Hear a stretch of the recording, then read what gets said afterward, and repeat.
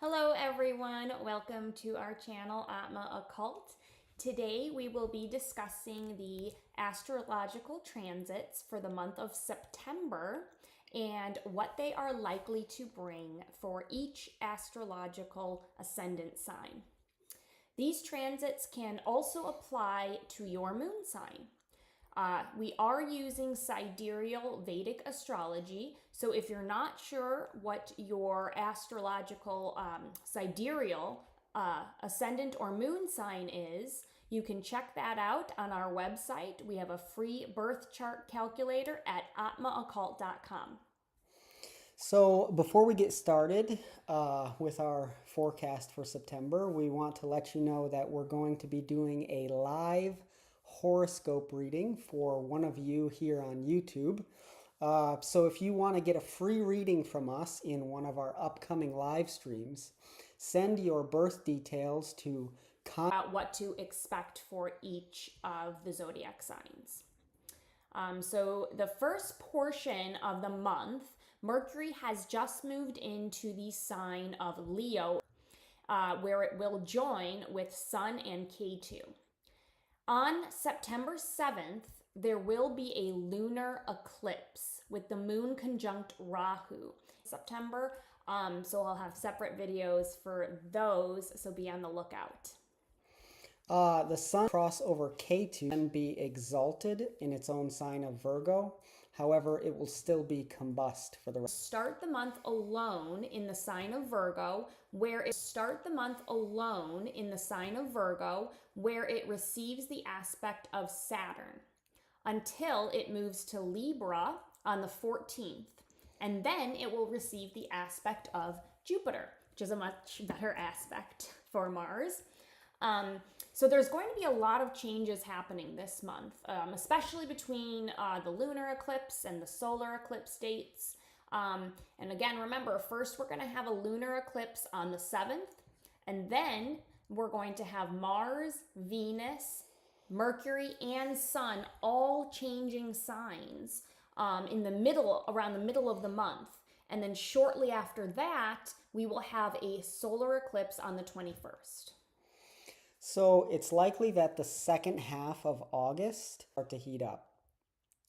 When Mercury transits over the Sun in the same degree on September 14th, this is an opportune time for taking actions to overcome Mercury-related obstacles, like, for example, seeking favors from people in fields related to accounting or education.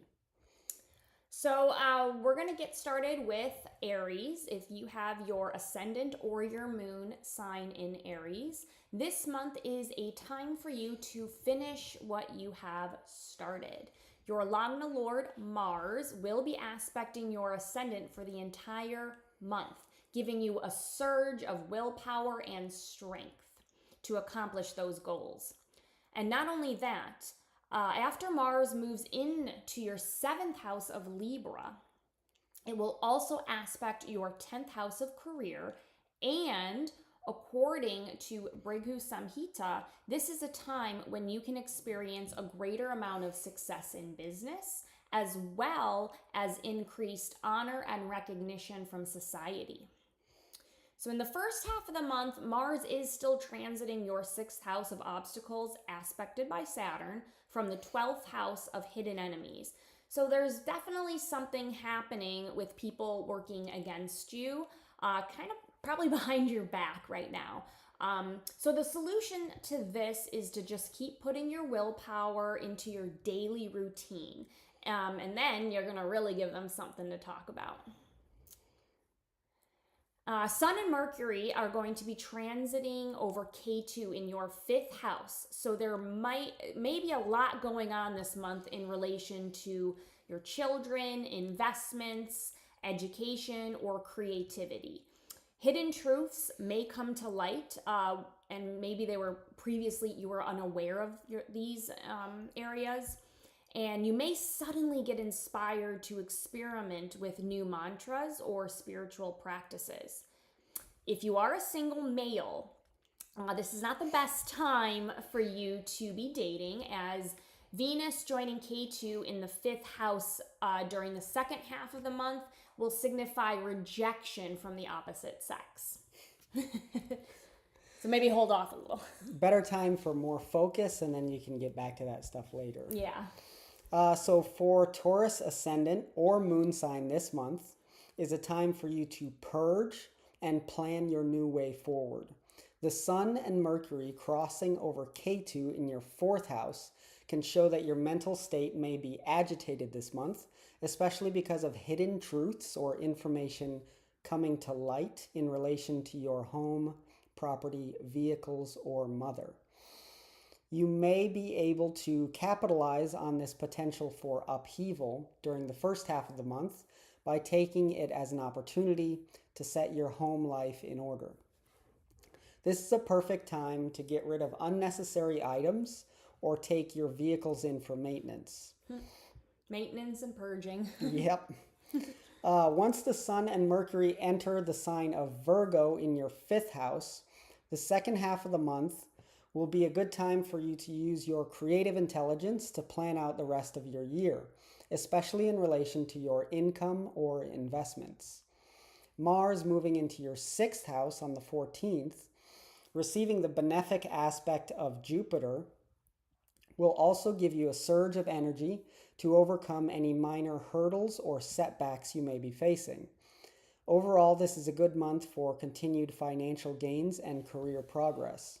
Just be careful to avoid overthinking or letting yourself get too stressed about home or property related matters. Now for Gemini ascendant, or if your moon is in Gemini, this month is a time for you to communicate.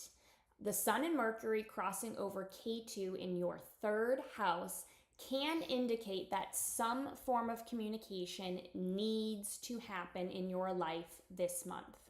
This communication will bring important information to the surface, and it could take place through gossip, text, email, social media. So try to be intentional about how you react to these things that are said, as there will be a potential for misunderstandings as well. Venus transiting your 2nd house in the beginning of the month can indicate that you might spend a lot more money on food than you normally do. But most likely it won't cause any financial issues, so you don't need to worry. Maybe it's because fall is coming and all the pumpkin flavored things are coming out. I don't know. Yeah. That would be something I would do. Yeah, a little bit of a stress splurge. Yeah, too, okay. Yeah, that something too. like that. Yeah. With Mars still in your 4th house in the first half of the month, aspected by Saturn, there may be some mental frustration or arguments taking place in your home. However, after Mars moves into your 5th house and the Sun and Mercury move into your 4th house, again during the second half of the month, these matters will start to improve. So for Cancer ascendant or moon sign this month, it's a time for you to gain wealth. With so much going on in the sign of Leo in your 2nd house, over the last few months, you may have had to put some effort into getting control over your finances. However, this month is a time when you can start to see a greater influx of wealth, especially during the second half of the month. This may have something to do with sudden gains, inheritances, or insurance claims coming through. The Sun and Mercury transiting your 3rd house together after the 17th of this month can enhance your ability to write or communicate, and Venus transiting your 2nd house should improve the quality of your speech overall. However, you may still be going through a bit of a quiet phase due to K2's transit through your 2nd house. So it may still be a little bit difficult to express yourself during this entire time that K2 is here, but Venus will help when it goes in. Mars entering your 4th house in the sign of Libra on the 14th should be a very positive transit for you. According to the classical text Brigu Samhita, this transit can indicate monetary gains and overall happiness. So now for Leo ascendant or your moon in Leo. This month is a time for you to use your words. So after the Mars K2 conjunction that took place in your first house in the months of June and July, the second half of August may have been a time where you finally feel a little reprieve from all that intensity. However, this may have manifested as escapism, with Venus currently transiting your 12th house and K2 in your first house, creating some confusion. And now the Sun and Mercury are about to transit over K2 in your first house. Not only that, but Mars is currently transiting your second house of speech, aspected by Saturn, making it difficult for you to express yourself effectively. With all of this, it shows that you're not completely out of the woods yet. There are still some things that need to be taken care of before you experience greater financial gains and happiness, but during the second half of the month. These issues could be related to your finances or communication. However, Mars moving into your third house on the 14th will give you the energy and willpower to handle these problems effectively. So there is hope. Yeah, there's a lot of hope. There's just a little bit of a struggle right now for Leo. It seems kind of overall the second half of the month is, well, it's got a lot of changes. So yeah, a lot of changes in the middle of the month and probably more positives overall for everyone in the second half. That's what I'm thinking. So for Virgo ascendant or moon sign, this month is a time for you to struggle and find solace. As we enter the month of September, Mars is currently transiting your first house. This signifies a time for you to struggle and exert effort to effect some sort of intense transformation in your life. The thing is that Mars for Virgo is not a very harmonious planet. So this is psychologically difficult and stressful. And it has been for the entire time that Mars has been transiting through your ascendant. The Sun and Mercury are also about to transit over K2 in your 12th house of expenses and hidden enemies. So there may be some information which comes to light in relation to these matters during the middle part of the month.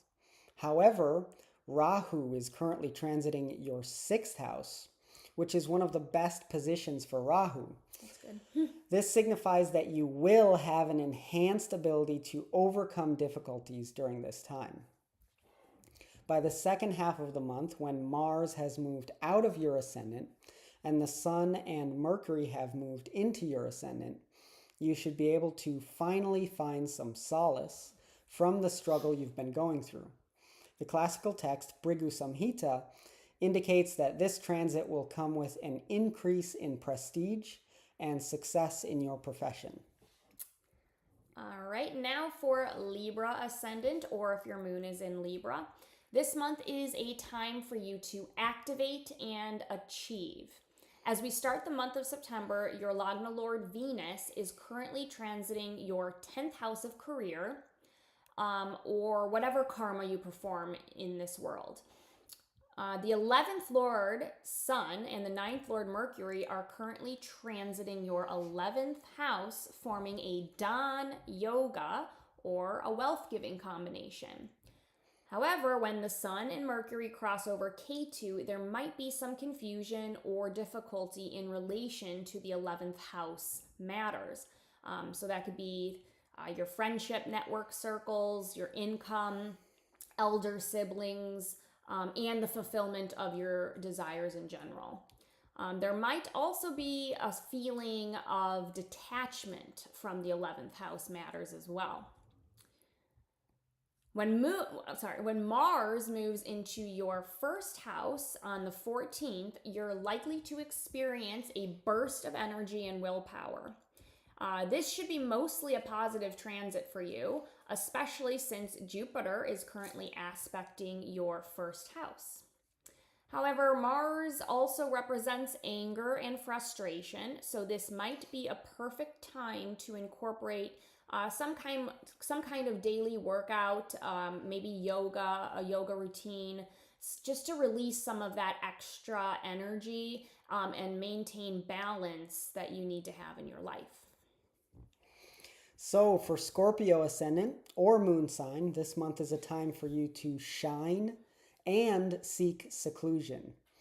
As we start off the month of September, your Lagna Lord Mars is recognition for the work that you do.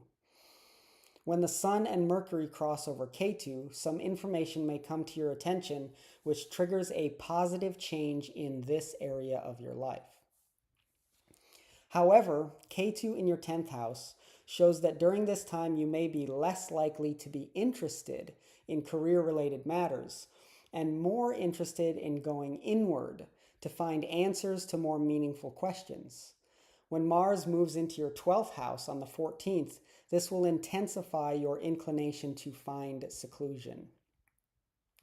Your prospects for income and gains are good in the second half of the month, so this seclusion-seeking behavior could be celebratory in nature. This is a time when you can feel like your career has gotten onto the right track, so it's okay to take a rest and explore areas of life that you find more meaningful. All right, Sagittarius ascendant, or if your moon is in Sagittarius, this month is a time for you to balance your extroverted aspirations with responsibilities on the home front. As we start off the month of September, the Sun and Mercury are transiting your 9th house of travel and higher learning with Ketu. Mars is also transiting your 10th house of action. These factors indicate that you might be more inclined towards extroverted activities at this time. However, Mars is sending its direct aspect to Saturn in the 4th house, and that could show that there's going to be some sort of responsibility or burden having to do with your home life or your internal mental state. And that could kind of make you feel dragged down a little bit. It's almost like there is something you might be running away from by staying so active. And so sometimes that's a way we like to cope. We want to just be busy, busy, busy to avoid something that might be really bothering us. So after Mars moves into your 11th house on the 14th, this extroverted ambition could end up causing some unexpected conflicts in your friendship network circles. Just be aware. The Sun and Mercury transiting over Ketu in your 9th house may trigger some sudden religious or spiritual realizations. And during the second half of the month, overall prospects for financial gains and happiness are good. Just be careful not to create problems for yourself by being overly ambitious or greedy. We don't want that. No, and that can happen for Sagittarius. Yeah. Sometimes.